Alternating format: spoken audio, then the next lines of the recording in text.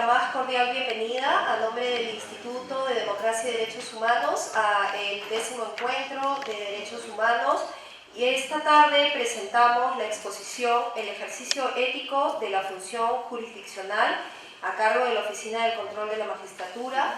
Para ello tenemos como invitada especial a la doctora Ana María Aranda Rodríguez, quien es jueza suprema titular de la Corte Suprema de Justicia de la República y jefa de la Oficina de Control de la Magistratura del Poder Judicial, el cual tiene doble acreditación por la Universidad de Alicante, España, y por la Academia de la Magistratura.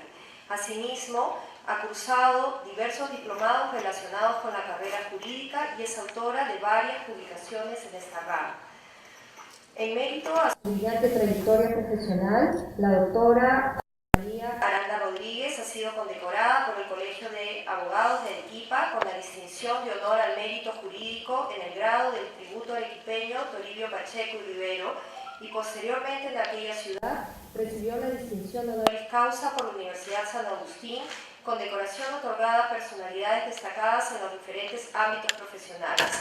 En el presente año, el Colegio de Abogados de Lima Sur le otorgó la medalla Francisco García Calderón, máxima distinción que confiere la orden profesional para estimular, distinguir y reconocer el valioso aporte de las personalidades nacionales o extranjeras que sobresalen en los campos del derecho, la administración de justicia, las artes, las ciencias, las humanidades y la cultura.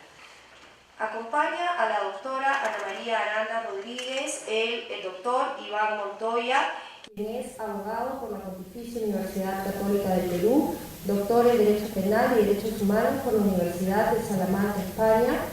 Él ha sido jefe de la Unidad de Extradiciones de la Procuraduría Anticorrupción, ha sido también el coordinador del proyecto anticorrupción del IDEPUC, profesor invitado de Derecho Penal en la Universidad Autónoma de Madrid y actualmente es asesor del IDEPUC y profesor de Derecho Penal del Departamento de Derecho y de la Maestría de Derechos Humanos de esta Casa de Estudios. Sin más, dejo con la palabra a la doctora Ana María Aranda Rodríguez. Gracias.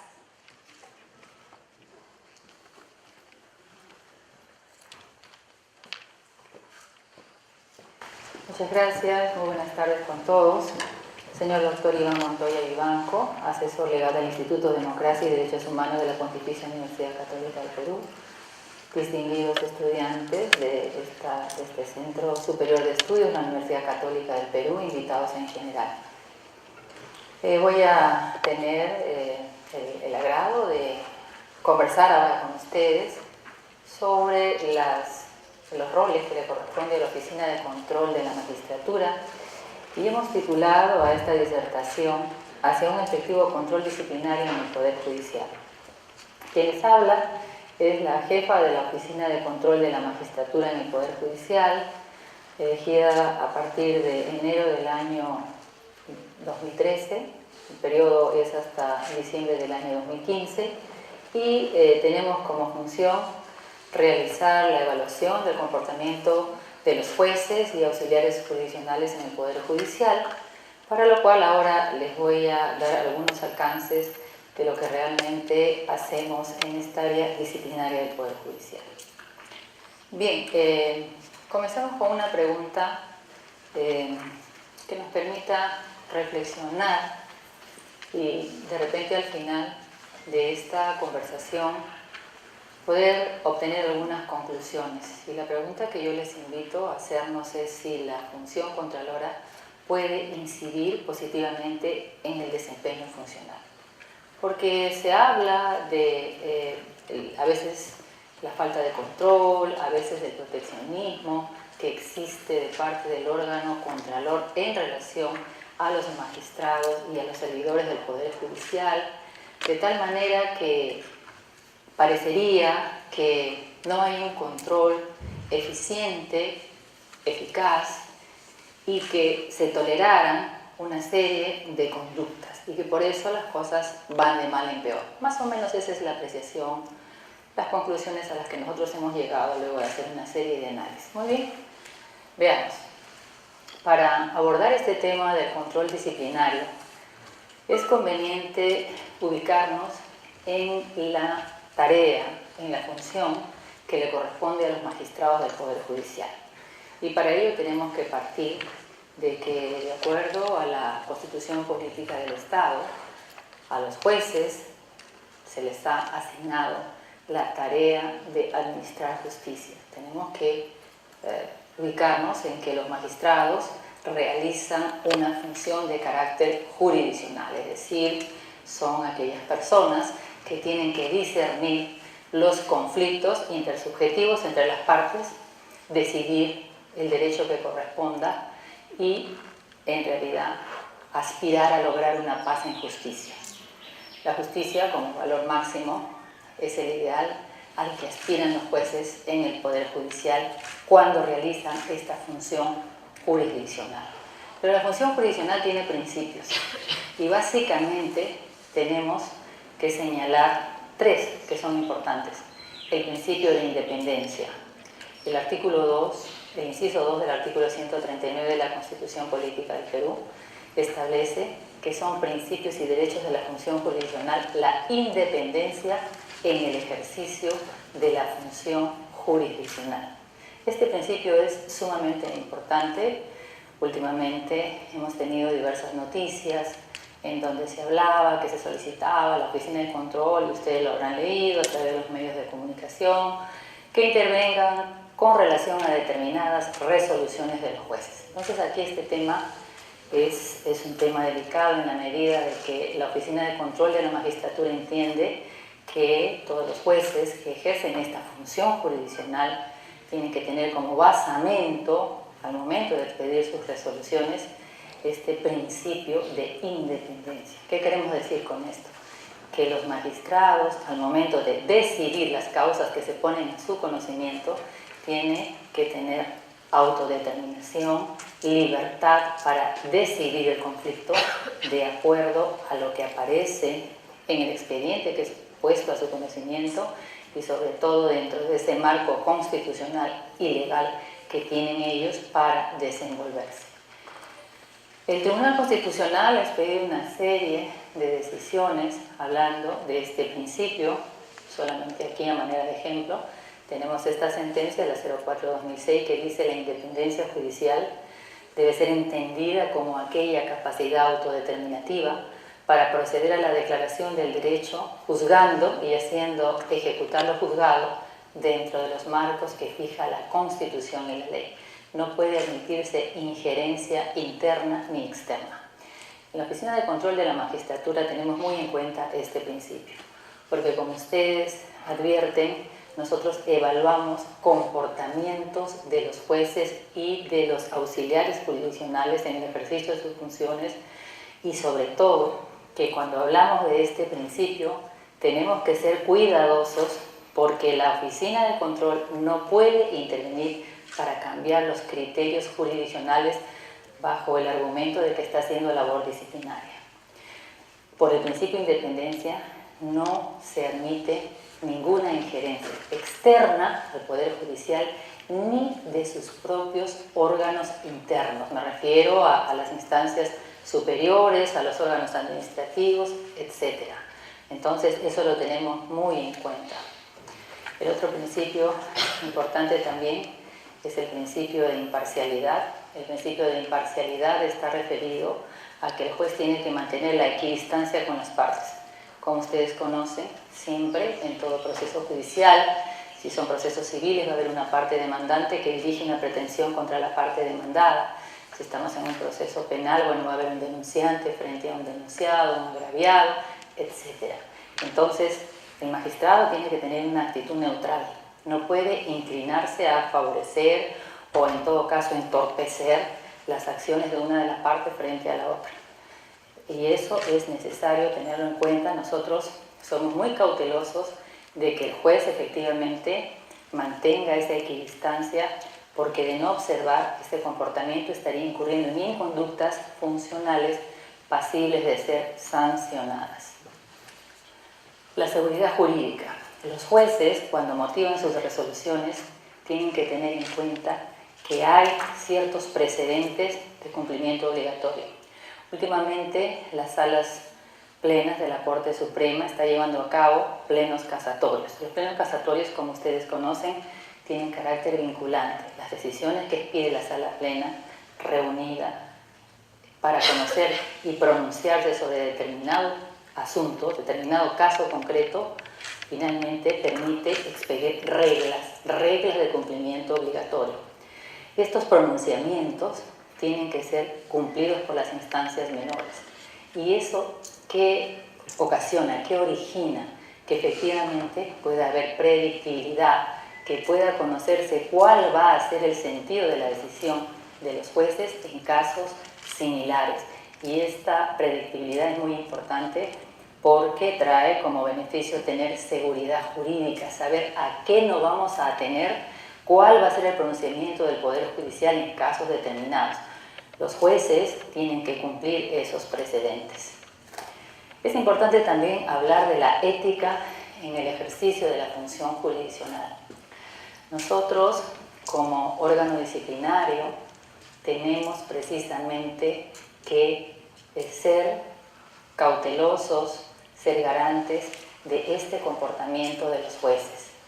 Y nosotros insistimos mucho en las reuniones, en las visitas, en los encuentros que hacemos permanentemente con los magistrados de las diversas cortes a nivel nacional, en que el comportamiento ético es sumamente importante para que el servicio que preste el Poder Judicial a los usuarios sea un servicio eficiente, para que sea un servicio de calidad. Se requiere que el juez sea cumplidor de sus deberes morales. Cuando estamos hablando de la ética, estamos hablando de comportamientos basados en principios y valores.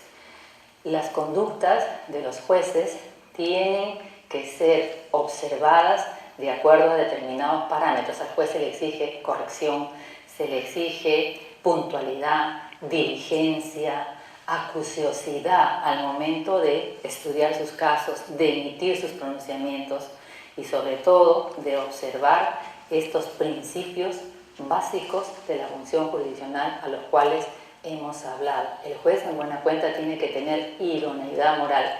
Y cuando hablamos de idoneidad moral estamos hablando de esa fuerza interna que le permita al magistrado y a las personas que apoyan esta labor jurisdiccional para actuar con toda corrección, con toda probidad.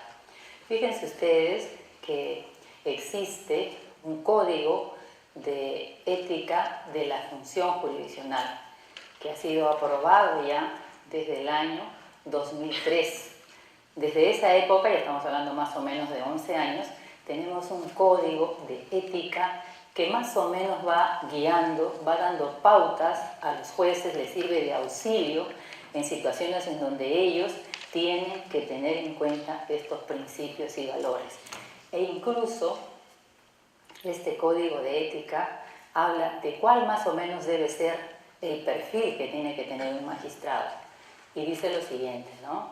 El juez debe encarnar un modelo de conducta ejemplar sustentado en los valores de justicia, independencia, imparcialidad, honestidad e integridad, los cuales deben manifestarse en la transparencia de sus funciones públicas y privadas. Y acá destaca un hecho, que los magistrados del Poder Judicial, así como los colaboradores, los servidores judiciales, tienen que tener ese comportamiento correcto, probo, no solamente al interior de sus despachos judiciales, lo tienen que mantener ese comportamiento fuera del despacho, es decir, en su vida de relación, en su vida pública. ¿Por qué? Porque precisamente el juez tiene que tener un modelo de conducta.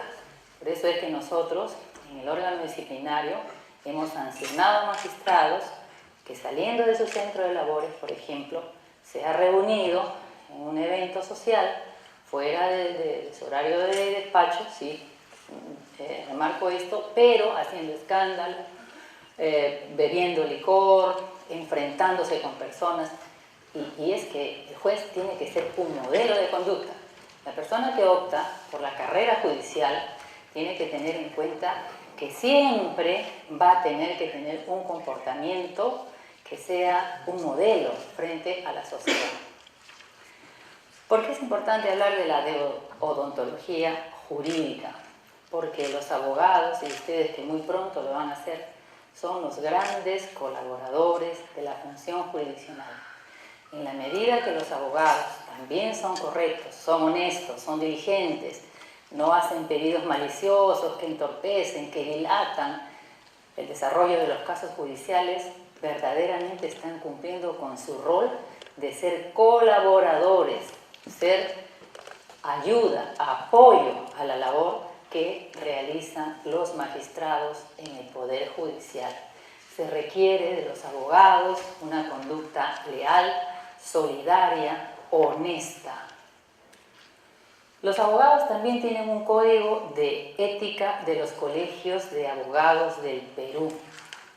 Este conjunto de normas de carácter moral les da las pautas a los abogados también para que tengan un buen desempeño. Los magistrados, los jueces, repito, tienen que auxiliar a los magistrados y por eso es que los colegios de abogados, a través de su Tribunal de Honor, sancionan a los abogados cuando estos, por ejemplo, le entorpecen el desarrollo de los procesos judiciales. A veces la gente dice, el Poder Judicial se demora demasiado, los casos judiciales que se tramitan en los expedientes pueden durar 5 años, pueden durar 7 años, pero con la experiencia que tengo en la labor jurisdiccional, le puedo decir que he visto casos que han durado hasta 10 o 12 años. Y cuando hemos hecho un estudio minucioso de por qué ha demorado tanto tiempo, muchas veces ocurre que el abogado de una de las partes permanentemente presenta escritos para entorpecer el desarrollo del proceso. Le pide nulidades al juez, apela, vuelve a pedir nulidades, hace peticiones que no son acordes al desarrollo del proceso. Entonces todas estas situaciones son realmente un entorpecimiento y corresponde a los abogados honestos, probos, correctos, no hacer esta clase de peticiones. Obviamente que el juez también tiene facultades para sancionarlos a los abogados que incurren en estas inconductas. Pero si ustedes se ponen a analizar y reflexionan, en la medida de que el abogado debe contribuir a un buen desarrollo del proceso, no es admisible que haga ese tipo de peticiones. El proceso no debe ser objeto de fraudes. Es intolerable también, por otro lado, de que a veces se hagan ofrecimientos de dádivas, de coimas, porque hablamos de la corrupción, ¿es cierto? Se dice de que a través de este fenómeno tan complicado y que nos afecta a todos en todo orden de cosas, se dé lugar a que los magistrados se vean involucrados en actos de corrupción, ¿no? Sabemos que la corrupción tiene lugar cuando se hace un abuso del poder que se tiene para obtener beneficios de carácter económico de otra índole. Ahí estamos hablando de corrupción. En el caso de las dádivas, de las coimas que se ofrecen a los jueces o que los jueces, lamentablemente, hay malos jueces y contra ellos estamos nosotros luchando, solicitan algunas veces también esos beneficios económicos para obtener algún resultado en el proceso. Entonces, estas situaciones tienen que ser rechazadas. Nosotros cuando nos encontramos con nuestros jueces en los encuentros permanentes que tenemos, en las visitas que hacemos, siempre les recordamos de que el magistrado se tiene que actuar con corrección y con prontitud y que tiene que rechazar ofrecimientos que le puedan hacer también algunos malos abogados. Y estamos contra ello. Eso no puede ser. No es admisible de que se toleren ese tipo de actitudes. Por un lado, si nuestros jueces incurren en esos comportamientos, interviene la oficina de control y las sanciones son muy graves, puede llegarse hasta la destitución del magistrado. Pero en el caso de los abogados que hacen ese tipo de ofrecimiento, también serán sancionados por el Colegio de Abogados y obviamente estamos frente a un ilícito penal y seguirá su cauce respectivo en esa materia. Bien, hay un tema que es importante relativo a la intervención de los abogados. De acuerdo a más o menos la cantidad de procedimientos administrativos disciplinarios que tenemos nosotros en la oficina de control, ocurre con cierta frecuencia que muchas veces se considera que cuando al abogado o a la parte no le gusta una determinada resolución judicial o no está de acuerdo con una resolución judicial porque considera que no se ciñe el derecho, etc., lo que hacen es plantear una queja a la oficina de control. y se cree que con la queja que se plantea el magistrado va a cambiar su resolución. Y lo hemos dicho en muchas oportunidades. Por mucho que prospere la queja, que la oficina de control sancione a ese magistrado, porque estamos viendo que se le sanciona por inconductas, incumplimiento de deberes morales.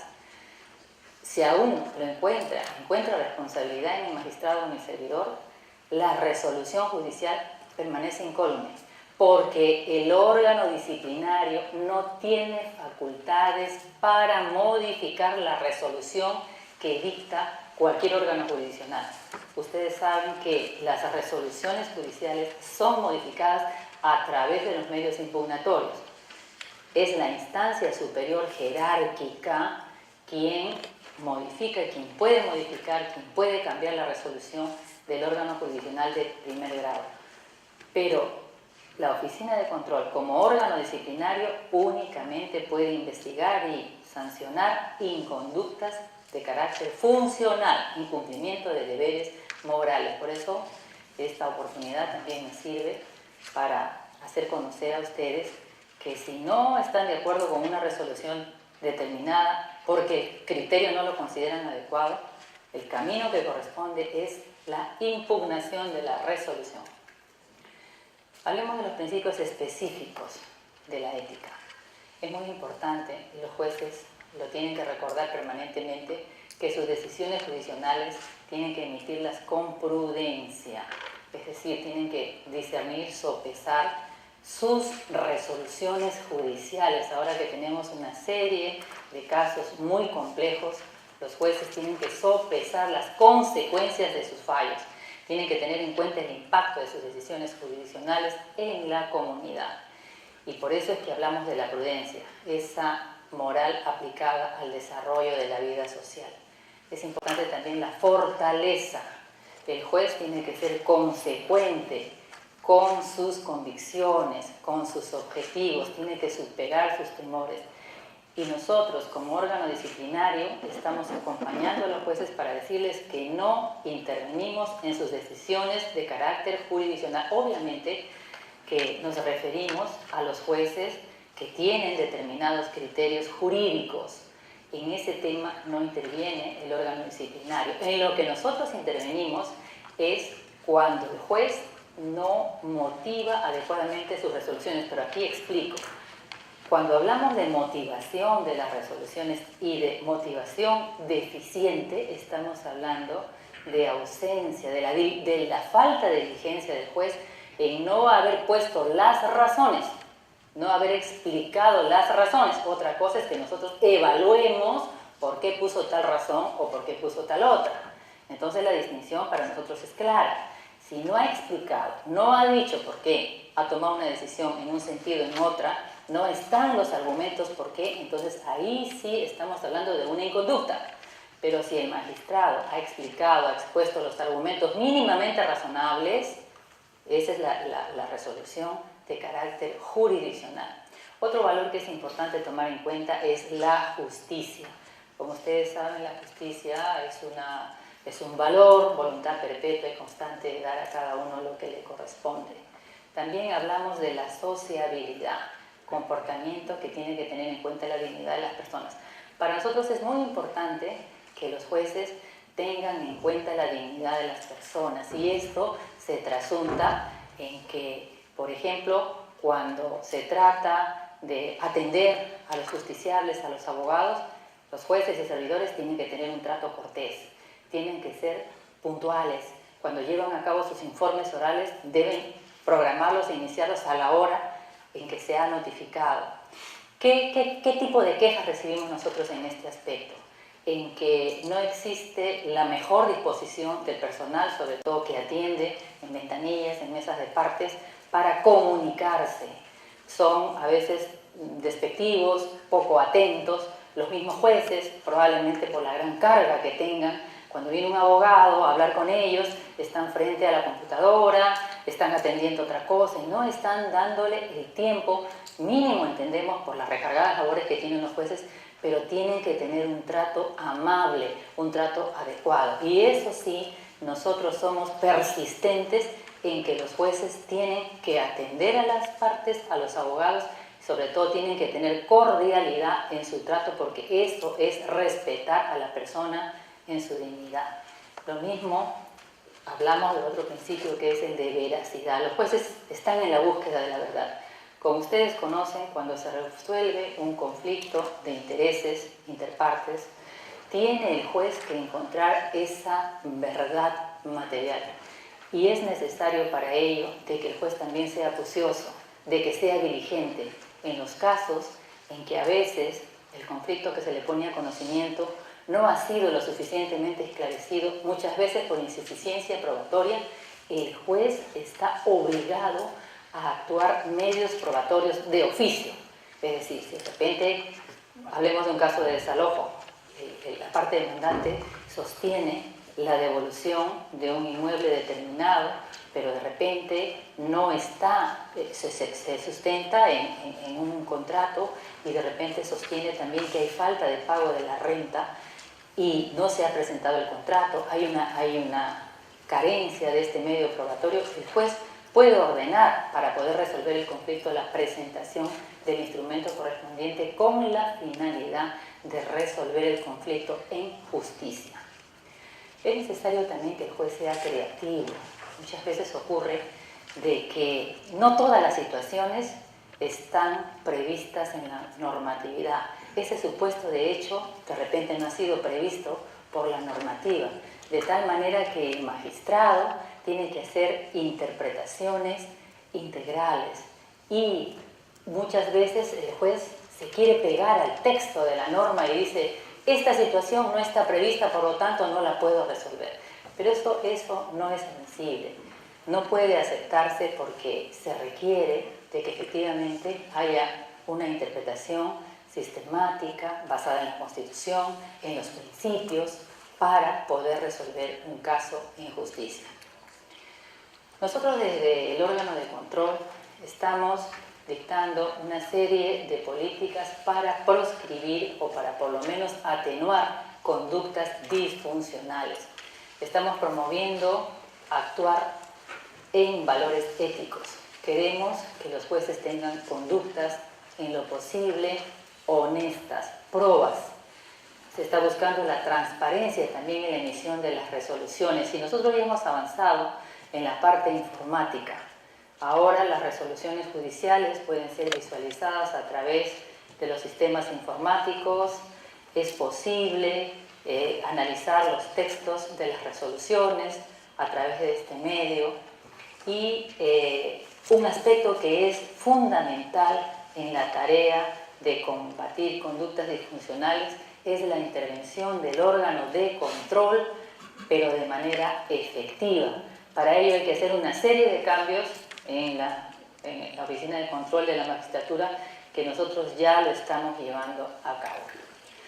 Cuando, a pesar del trabajo preventivo que realizamos con nuestros jueces y nuestros auxiliares, de todas las exhortaciones que hacemos, lamentablemente no todos se apegan a este tipo de disposiciones, de tal manera que cuando se presentan las inconductas y nosotros las verificamos, tenemos que iniciar lo que se llaman los procedimientos administrativos sancionadores, que obviamente se rigen por las normas del derecho administrativo, porque cuando tomamos conocimiento de una presunta inconducta funcional, una conducta que es irregular, tenemos que investigar al magistrado. ¿Cómo lo hacemos? A través del procedimiento administrativo sancionador. ¿Y qué es la potestad que tiene la administración de sancionar a los administrados por la comisión de infracciones establecidas? Y este derecho administrativo sancionador, que nos permite a nosotros determinar si hay esa inconducta o no, también tiene principios. Está el principio de legalidad, entre otros, el principio del debido procedimiento y el principio de legalidad. El principio de legalidad es bien importante, tiene dos aspectos. El principio de legalidad permite determinar que la administración pueda sancionar. En este caso nosotros, órgano de control, podemos imponer sanciones a los magistrados del Poder Judicial y a los auxiliares jurisdiccionales de comprobar que ellos han cometido una conducta irregular. Y por otro lado, el principio de legalidad también determina las sanciones a través de la ley, y las inconductas infractoras, que es una garantía para el administrado. O sea, nosotros no podríamos sancionar a un magistrado o a un servidor si es que previamente no hay una conducta determinada como infractora y la sanción correspondiente. El otro principio que tomamos en cuenta cuando iniciamos estas investigaciones es el principio del debido procedimiento que se aplica en sede jurisdiccional, pero también en sede administrativa. En los procedimientos administrativos damos la oportunidad, como es una exigencia constitucional, de que el magistrado investigado, acusado de determinados cargos, pueda defenderse con amplitud, ofrecer sus pruebas, solicitar el uso de la palabra. Este conjunto de garantías mínimas que permite la amplitud del derecho de defensa que se aplica en sede jurisdiccional, también la observamos en sede administrativa disciplinaria. El otro principio es el de razonabilidad. Cuando hacemos las investigaciones y cuando ya llega el momento de que tenemos que establecer la sanción a imponer al magistrado o al servidor investigado, graduamos, tomamos en cuenta criterios para establecer la sanción, porque las sanciones a imponer a los investigados son diversas, se gradúan. Hay mínimas, hay sanciones graves y hay sanciones muy graves. Entonces, ¿cómo determinamos qué sanción le ponemos al investigado dado un caso específico, una inconducta específica? Tenemos que tomar en cuenta varios criterios. ¿Qué gravedad de daño se ha producido? ¿Cuál es el perjuicio? Si ha habido perjuicios económicos también. Si este comportamiento del magistrado o servidor es reiterado, es repetitivo. Si hay circunstancias ajenas, de repente personas vinculadas, beneficios ilegales. Todas esas situaciones son tomadas en cuenta al momento de imponer la sanción. Porque puede ocurrir, por ejemplo, un caso en que un magistrado efectivamente tenía un retardo en el pronunciamiento de la sentencia respectiva, pero tomamos en cuenta, era un retardo de más o menos unos 6 meses, pero tomamos en cuenta que se trataba de un magistrado que efectivamente tenía una carga procesal, un número de expedientes pendientes que superaban los estándares establecidos, no tenía personal suficiente, el magistrado se había hecho cargo de un despacho que ya venía con expedientes del anterior magistrado, se trataba de un magistrado que tampoco tenía medidas disciplinarias, entonces todo ello motiva a ponerle una sanción, sí, porque de todas maneras salió un retardo, pero siempre una sanción, en este caso específico que les estoy hablando, una sanción menor. Hablemos un poco de las funciones de la Oficina de Control de la Magistratura, que está a mi cargo desde enero del año pasado y que el periodo termina en el año 2015. Nosotros como órgano de control estamos facultados de acuerdo a ley, el sustento nos lo confiere la Ley Orgánica del Poder Judicial, el artículo 102, el Reglamento de Organización y Funciones que tenemos, que se llama ROF, para poder investigar, para poder evaluar el desempeño funcional. Es decir, nosotros vamos a determinar cuándo los jueces están actuando con diligencia, cuándo con probidad, cuándo lo están haciendo en los plazos que exige la norma. Lo que queremos nosotros en la Oficina de Control es potenciar el servicio de justicia para mejorar su calidad. El objetivo general es la lucha contra la corrupción. Para eso hemos mencionado que hemos tomado una serie de directivas para hacer la labor del magistrado transparente, para que el servicio que dé a la comunidad sea más eficiente. Para ello tenemos varias estrategias. ¿Cómo lo vamos a hacer? Queremos combatir la corrupción, queremos que el servicio judicial sea más eficiente. Hemos determinado que tenemos que intensificar las visitas judiciales. Estas le llamamos de carácter preventivo. Las visitas judiciales consisten en el desplazamiento, que va a ser un equipo de la Oficina de Control, que tiene sede en Lima, la sede central, a los distintos distritos judiciales del Perú. El Poder Judicial ha dividido orgánicamente, estructuralmente, la función jurisdiccional en cortes superiores. Entonces nosotros permanentemente programamos visitas, nos desplazamos, repito, hasta la corte determinada y allí vamos a evaluar a los despachos judiciales. Vamos a ver cómo están tramitando los expedientes, cómo están atendiendo al público, qué cantidad de expedientes han resuelto, cómo está la motivación de sus resoluciones y vamos a instalar unas mesas de atención de usuarios. ¿Qué queremos escuchar? Si hay insatisfacción del servicio, si de repente los jueces no están actuando bien, si por ahí existen relaciones extraprocesales, se está quebrando el principio de imparcialidad, el juez por ahí se está vinculando con alguna de las partes. Entonces, esas que llamamos quejas las procesamos. Y en algunos casos iniciamos estos procedimientos de los cuales hemos hablado y sancionamos a los magistrados.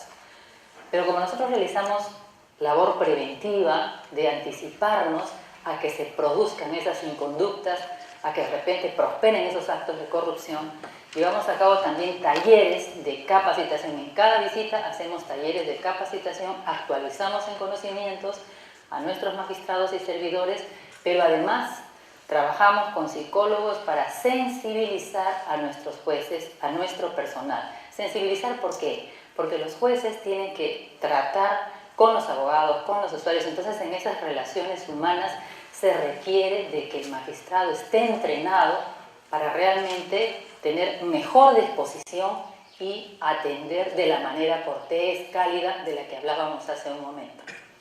Por otro lado, queremos evaluar correctamente el trabajo que hacen los órganos desconcentrados. La Oficina de Control de la Magistratura, estructuralmente, está dividida de la siguiente manera. Tiene una sede central, que es la jefatura del órgano de control a mi cargo, pero además, a nivel nacional, tiene oficinas desconcentradas de control. En cada corte existe un órgano desconcentrado que se llama ODECMA. Son estas oficinas las que en cada corte van a recibir y procesar las quejas que presenten los usuarios ante el presunto incumplimiento de funciones de los magistrados o de los auxiliares. Entonces, nosotros queremos que evalúe ese trabajo contralor desconcentrado, que puede ser en las cortes o que puede ser en esta sede central, a través de un órgano distinto al Poder Judicial, que viene a ser el grupo de representantes de la sociedad civil. La sociedad civil es un grupo de personas que está compuesto de abogados, representantes del Colegio de Abogados, de las universidades públicas y privadas, y que fiscalizan la labor que realizan los órganos contralores. De tal manera que si los órganos contralores no han sido lo suficientemente drásticos, por ahí de alguna manera no avanzan con el trabajo, también los representantes de la sociedad civil pueden impugnar las resoluciones, pueden presentar escritos, etc. Bien, bien, sí, ya. Nos quedan unos minutos más, vamos a acelerar. Ya, correcto. Bien, un tema que es bien importante para hacer funcionar mejor a la oficina de control es la modificación de los reglamentos disciplinarios. Si hablamos de que se le investiga a los jueces a través de los procedimientos administrativos sancionadores, necesitamos un reglamento. Ese reglamento disciplinario actualmente está completamente desfasado. Mi gestión ha propuesto un nuevo reglamento disciplinario. Queremos agilizar los trámites y efectivamente ya se encuentra nuestro reglamento ante el Consejo Ejecutivo, que es el órgano administrativo jerárquico que nos lo debe aprobar. Muy bien, pasemos un poco por cuestiones de tiempo. Hay otro aspecto que debemos destacar en esta reunión. En el procedimiento administrativo disciplinario se ha implantado el uso de las notificaciones electrónicas. En el Poder Judicial, en la parte jurisdiccional, así como en la parte de los procedimientos disciplinarios, la forma de comunicar las resoluciones que se expiden se hacen a través de la entrega física del papel de la cédula de notificación. Como se dan cuenta ustedes, enviar una comunicación a través de un documento y enviarlo por un tercero que es un courier, y para hacerlo llegar a cortes distintas a Lima toma demasiado tiempo. Bueno, esa situación ya ha sido superada con la notificación electrónica, que es la comunicación a través de la web. Nosotros en el órgano de control ya lo hemos incorporado, ya son 10 cortes que están notificando electrónicamente y hemos dado un avance sustancial en el desarrollo de estas investigaciones administrativas. Esta es nuestra página, se llama SINOE, se ingresa aquí donde dice solicitud de registro OCMA y los investigados aperturan una casilla electrónica y a través de la casilla electrónica reciben las notificaciones de la oficina de control. Bien, vamos a pasar a las sanciones que han impuesto la oficina de control, porque en realidad estamos haciendo un trabajo intenso, transparente, con la finalidad de sí, de ponerle las sanciones, de disuadir esos malos comportamientos que también los hay en el Poder Judicial. Destaco en esta oportunidad que existen magistrados, algunos magistrados, que un poco se apartan de estos principios y de estos valores, pero para eso está el órgano de control. Y cuando nosotros hemos hecho las investigaciones y hemos determinado, acreditado que existe una inconducta funcional, definitivamente que hemos aplicado sanciones. En lo que va del año 2014 hemos impuesto 1.902 sanciones, 629 a los magistrados y 1.273 a los auxiliares. De estas 629 se disgrega de la siguiente manera. Hemos impuesto medidas de amonestación, que son las más leves, multas, propuestas de destitución y suspensión. Las más graves son la suspensión y la propuesta de destitución. La suspensión es el apartamiento temporal del magistrado o servidor. Puede estar fuera del Poder Judicial suspendido hasta 6 meses. Y en cuanto a la destitución, sí es el apartamiento definitivo, es el término de la carrera del magistrado o del servidor judicial. Sin embargo, hago presente que nosotros, como órgano de control disciplinario, solamente proponemos la destitución. En definitiva, cuando se trata de jueces del Poder Judicial, aplica la sanción de destitución el Consejo Nacional de la Magistratura y esto está preceptuado por la Constitución como una atribución que le corresponde al Consejo Nacional de la Magistratura.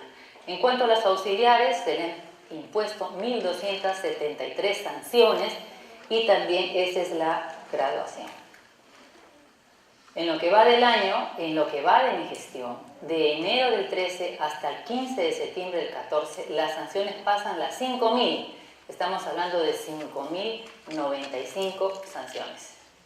Ahora, ¿qué cantidad de jueces tenemos?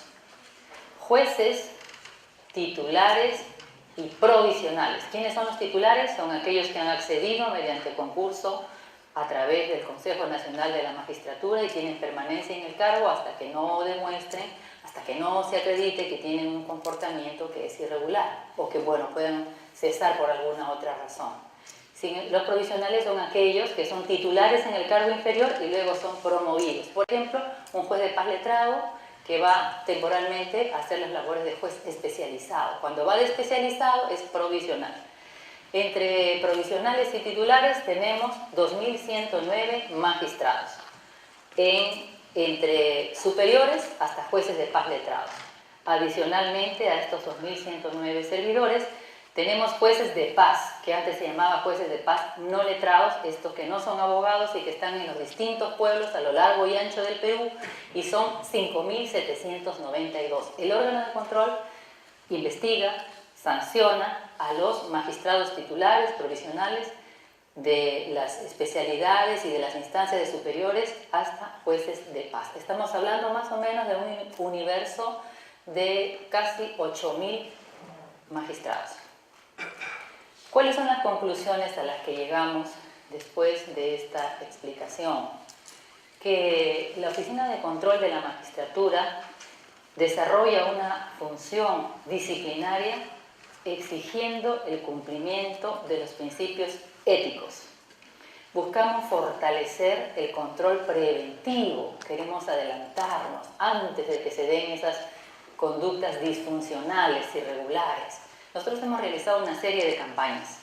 Hemos hecho campañas, les cuento rápidamente, contra el direccionamiento. Ustedes habrán escuchado que a través de las mesas de partes A veces algunos malos abogados presentan demandas en contubernio, obviamente, con el servidor del Poder Judicial para que esa demanda pueda ingresar a un juzgado predeterminado. ¿Por qué? Porque hay alguna forma de vinculación allí. Entonces, esas campañas las hemos hecho para evitar esos direccionamientos y ruleteos cuando presentan varias demandas.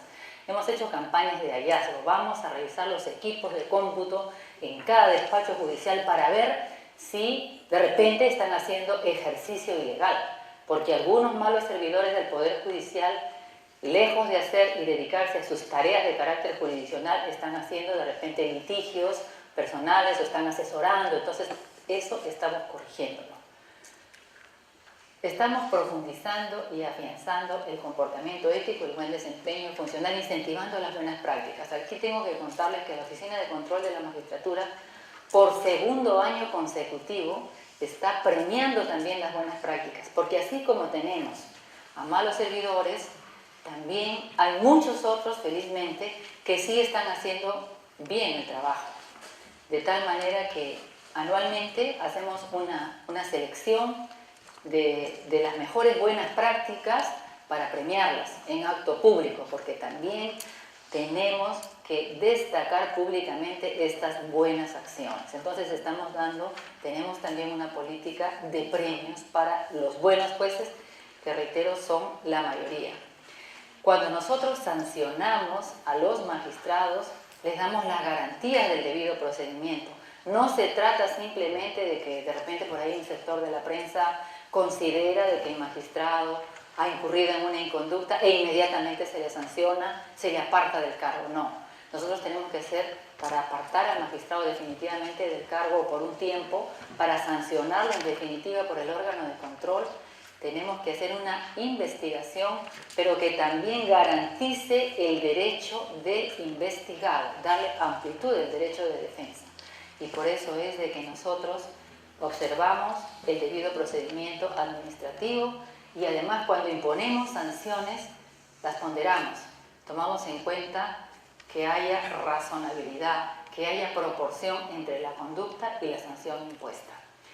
Luego de haberles hecho esta explicación, yo creo que regresamos a la pregunta inicial en donde les pedía que en forma conjunta hagamos esta reflexión. ¿La función contralora puede incidir positivamente en el desempeño funcional? Creo definitivamente que hacia eso vamos. Esa es la política que nos hemos impuesto desde los inicios de la gestión. Queremos definitivamente mejorar la calidad del servicio de justicia. Estamos avanzando paulatinamente, pero en forma segura, para mejorar, reitero, este servicio que damos a la población en general y que demanda, exige de nosotros. Queremos una respuesta a todas estas incertidumbres, a estos conflictos que son puestos a conocimiento del Poder Judicial. Tenemos definitivamente una gran tarea que realizar, pero creo que con la ayuda de los órganos de línea, de las ODEGMAS, del compromiso asumido, estamos un poco mejorando y avanzando en recuperar la confianza ciudadana que está muy venida a menos. Muchas gracias.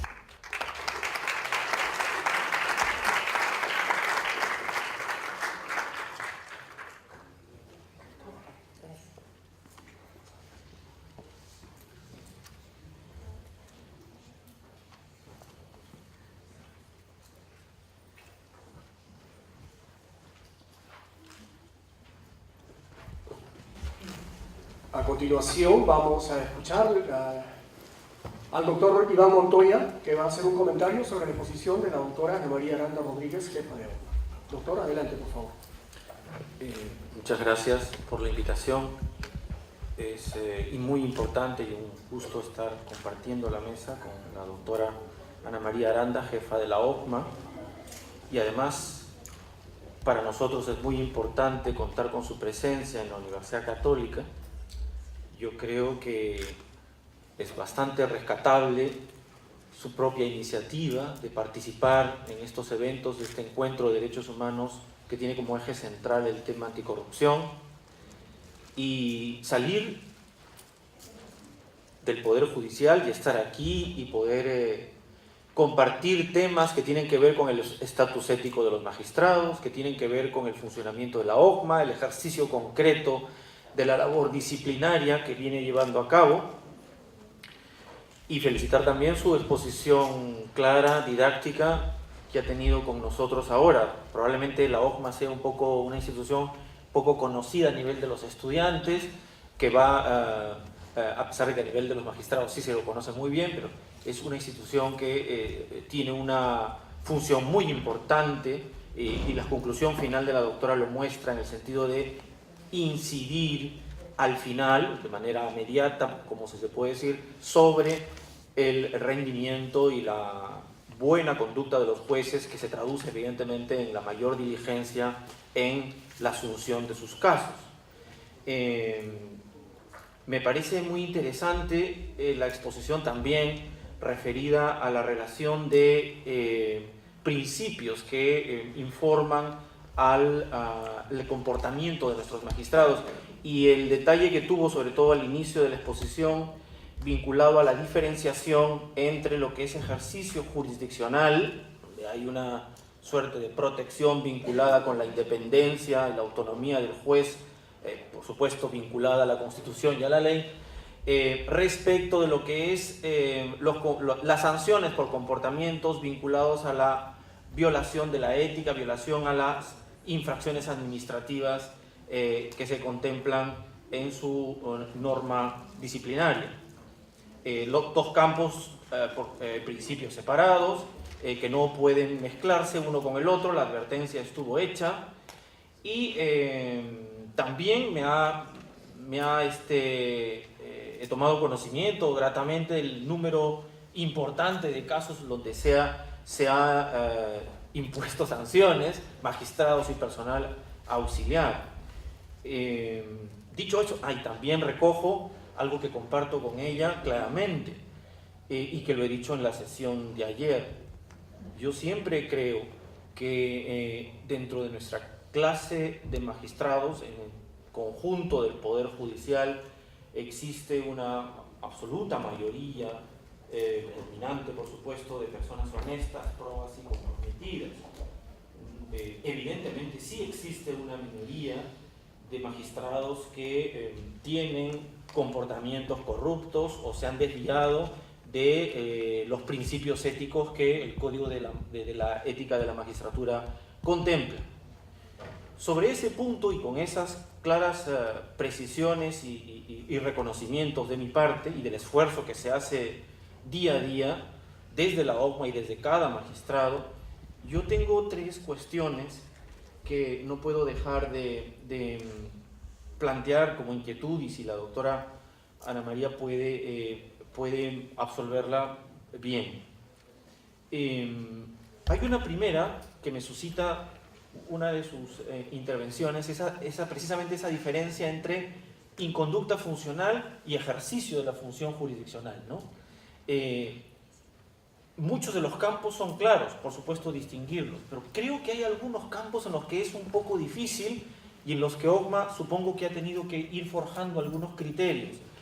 Me refiero, y creo que usted lo mencionó, al tema de aquellos magistrados que resuelven casos complejos, complicados, en los que se necesita tener en mente múltiples fuentes normativas. Me refiero, por ejemplo, y usted creo que lo mencionó, olvidarse de seguir el patrón de algún precedente obligatorio, o algún precedente del Tribunal Constitucional, digamos, o algún precedente de algún acuerdo plenario. Esto es considerado una infracción administrativa susceptible de una sanción, o no es posible abarcar ello, porque está en el limbo, ¿no? Porque denotaría en todo caso alguna suerte de falta de conocimiento o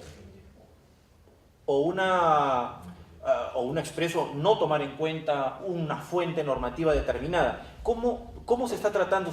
Yo he visto que hay dificultades para forjar criterios, ¿no? Yo estoy hablando de hace unos 4 años, yo supongo que en esos 4 años habrá algún tipo de criterios.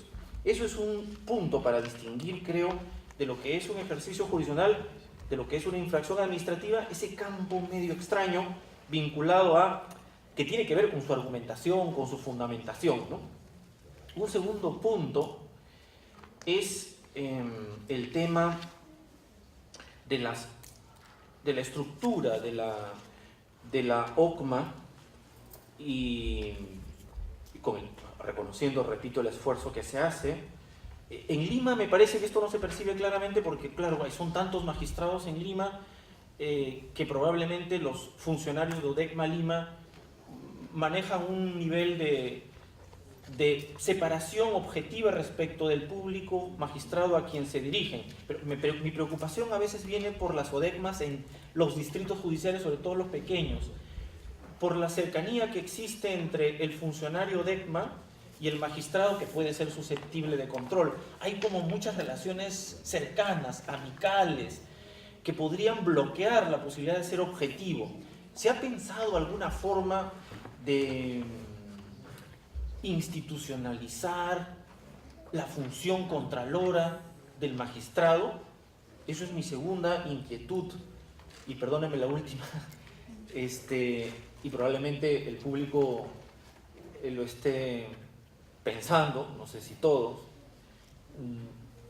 a pesar de los esfuerzos que se hace, repito, y de los muchos magistrados que son honestos, los índices de percepción de la corrupción que se publican constantemente cada año muestran al Poder Judicial, lamentablemente, en una franja bastante baja, mejor, en todo caso visto del otro ángulo, con una percepción muy alta de corrupción, ¿no?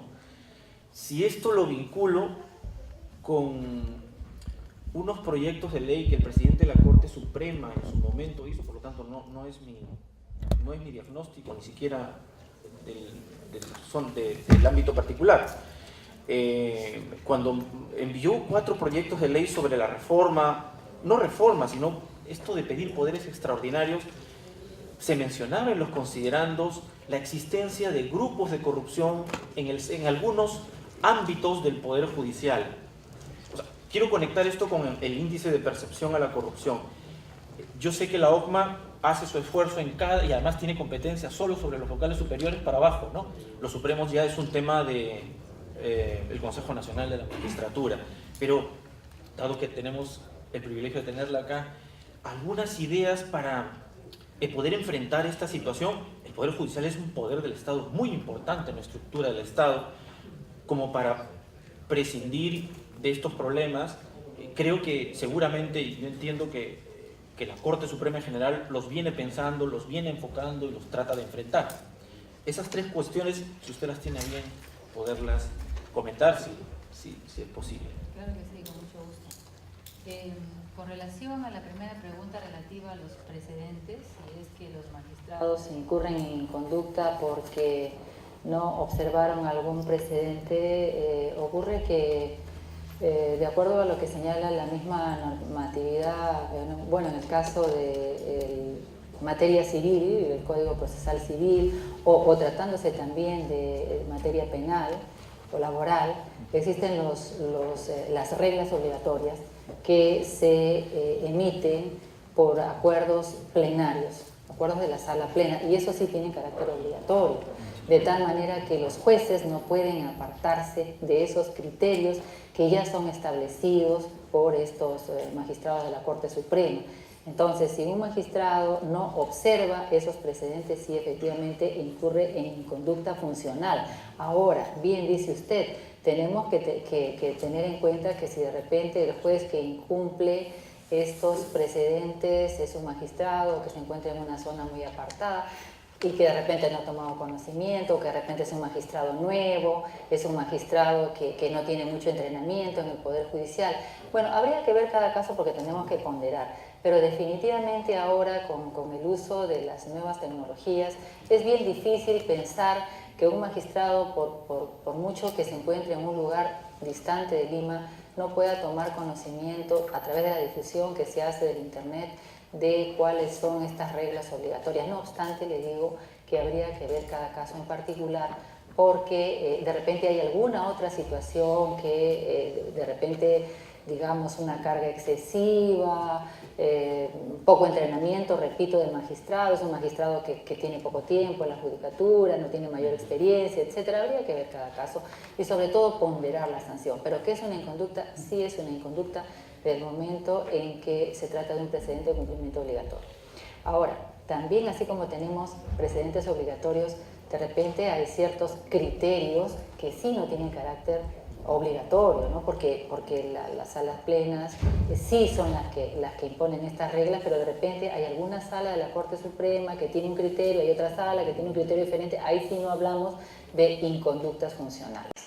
Por otro lado, en relación a la pregunta respecto a que hay una cierta o que habría una cierta protección en lo que son los órganos desconcentrados, las ODEGMAS.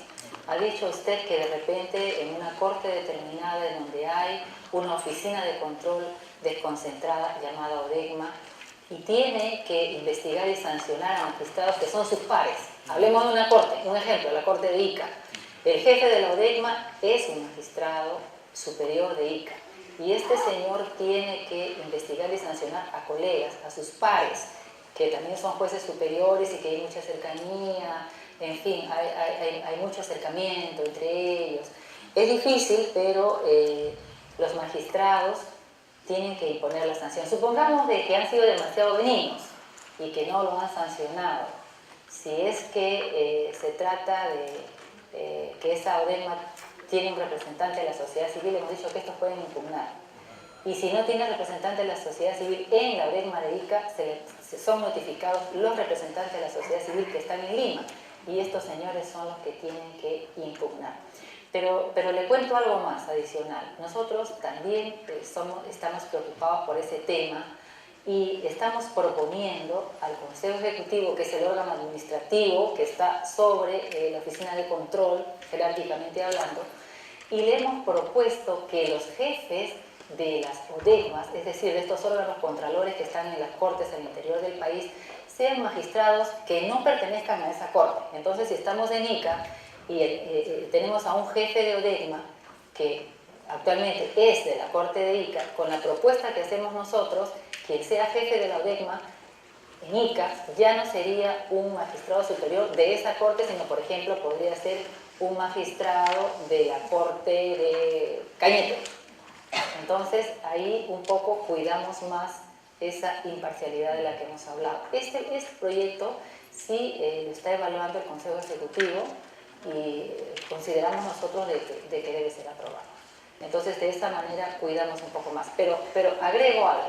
También hemos presentado una propuesta nueva de reglamento disciplinario para cambiar un poco el estado de cosas en la dilación de los actuales procedimientos disciplinarios y estamos considerando nosotros, y también en el ROF, en el nuevo Reglamento de Organización y Funciones del Poder Judicial, que cuando hayan casos clamorosos, por ejemplo, temas de corrupción que son conocidos en las ODEGMAS y que se considera que el jefe de la ODEGMA ha sido muy benévolo, muy tolerante, de repente absuelto, no sancionado, ha puesto una sanción mínima, esos casos vengan aquí a la sede de Lima en revisión, para verlos acá, y no más o menos dar a entender que hay un proteccionismo entre magistrados. De tal manera que ese tema sí se ha advertido y queremos mejorarlo. En relación a los índices de corrupción, bueno, sí, es verdad, nosotros comparativamente no somos afortunados en estar en los mejores lugares en cuanto a que no se considera de que somos una organización eficiente, sobre todo eficiente, y también se considera que somos corruptos. Pero yo creo que allí, viendo las cosas con objetividad, y lo decimos con conocimiento de causa, ahora que estamos viendo temas disciplinarios, el principal problema que tiene el Poder Judicial respecto a la impartición de justicia es el de ser ineficiente. Es decir, las resoluciones que se piden, el trámite de los procesos judiciales no tiene los mejores resultados en tiempo, a veces en certeza de las resoluciones judiciales, pero eso no necesariamente quiere decir corrupción. Eso muchas veces obedece a ¿qué? ¿Por qué los procesos judiciales duran en demasía? Estamos hablando de un caso que llega a un juez y que de repente un proceso sumarísimo que está demorando 3 años. ¿Por qué está demorando 3 años? Bueno, aparte de que el juez de repente no pueda estar muy capacitado en algunos casos, fundamentalmente el tema ahí es de legislación. Tenemos unos cuerpos legislativos demasiado garantistas, hasta en exceso. Entonces las normas permiten que en verdad los procesos judiciales sean demasiado dilatados. Yo le digo que hay una propuesta ya de la Sala Plena de la Corte Suprema de la República para modificar el recurso de casación. ¿Qué está ocurriendo? Los procesos en general tienen que transitar no solamente el nivel del juez especializado, de la Corte Superior, sino que tienen que llegar hasta la Corte Suprema en casación. ¿Eso qué significa? Un tiempo demasiado prolongado. ¿Qué se está planteando? Que los procesos judiciales terminen solamente en la Corte Superior, que no tengan que demorar tanto tiempo para que se agilice, ¿no? Aparte de hacer otro tipo de reformas, seguir capacitando a los jueces, insistiendo mucho el órgano de control, porque si el órgano de control es eficiente, si el control disciplinario es efectivo, en realidad yo creo que sí tiene que disuadirse estos malos comportamientos de algunos magistrados, que en realidad admito que sí los hay, pero que los combatimos con firmeza para que no pertenezcan al Poder Judicial, y en realidad sí lo estamos haciendo. Hemos presentado varios proyectos de ley para un poco mejorar la tramitación de los procesos judiciales. Las notificaciones electrónicas que se aplican en los procedimientos disciplinarios se van a aplicar a los procesos judiciales, y eso es un tremendo avance.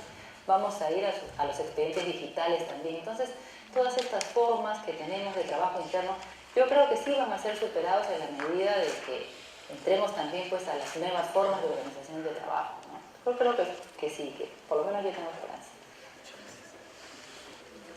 Señoras y señores, de esta manera hemos llegado a la parte final de la exposición de la doctora Ana María Aranda Rodríguez, jefa de la OCMA, que se ha presentado en el 10º Encuentro de Derechos Humanos. Agradecemos también la participación del asesor legal de esta entidad, al doctor Iván Montoya, y a ustedes por su presencia. Una vez más.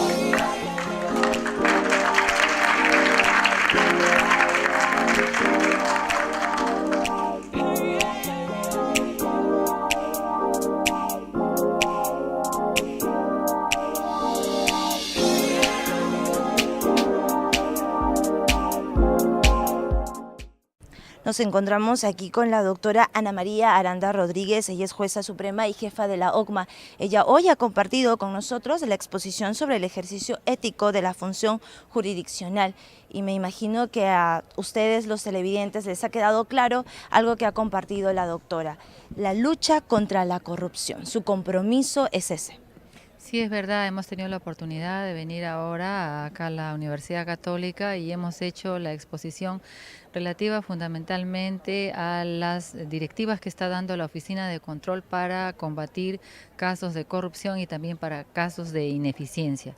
Y hemos remarcado mucho que el aspecto ético es fundamental en los magistrados, que ellos tienen que tener un comportamiento probo, correcto, diligente, y al mismo tiempo la Oficina de Control tiene que ser un ente que pueda dar respuesta pronta a las quejas y a las diferentes conductas irregulares que se denuncian. Entonces también hemos explicado que estamos haciendo una serie de cambios en la Oficina de Control para que las investigaciones terminen en tiempos más cortos y para que si en realidad existen las conductas irregulares, estas puedan ser sancionadas como corresponden. Sí, es un poco también que dejó cautivado al público es acerca de las estadísticas que usted hoy pudo compartir con nosotros. Sí, es verdad. Nosotros hemos demostrado que en lo que va de la gestión nuestra, que es desde enero del año 2013 hasta la actualidad, se han impuesto más de 5.000 sanciones, tanto a magistrados como a servidores judiciales. Pero lo importante aquí es que se ha dado las garantías al investigado, que no se trata de arbitrariamente de haberles impuesto una sanción, sino que se les ha escuchado, se ha analizado las pruebas que han aportado y si se les ha encontrado que hay responsabilidad, y por eso es que este órgano de control ha impuesto las sanciones. Finalmente, doctora, ¿qué le podría decir al ciudadano que en este momento nos está viendo y que de repente ha tenido un caso de corrupción o de repente conoce de algún caso de corrupción? ¿A dónde puede acudir? Bien, lo que tienen que hacer los ciudadanos o cualquier persona que tome conocimiento de alguna irregularidad en los jueces, en los servidores jurisdiccionales, tiene que acercarse a la ODECMA de su corte. La ODECMA es el órgano desconcentrado que funciona en cada corte.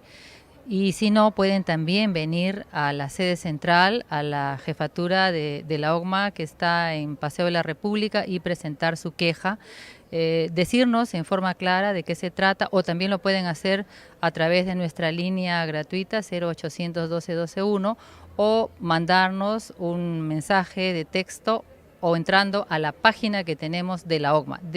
A través de cualquiera de esos medios tomamos conocimiento y garantizamos que vamos a tener absoluta imparcialidad y objetividad para corregir cuando tengamos que corregir.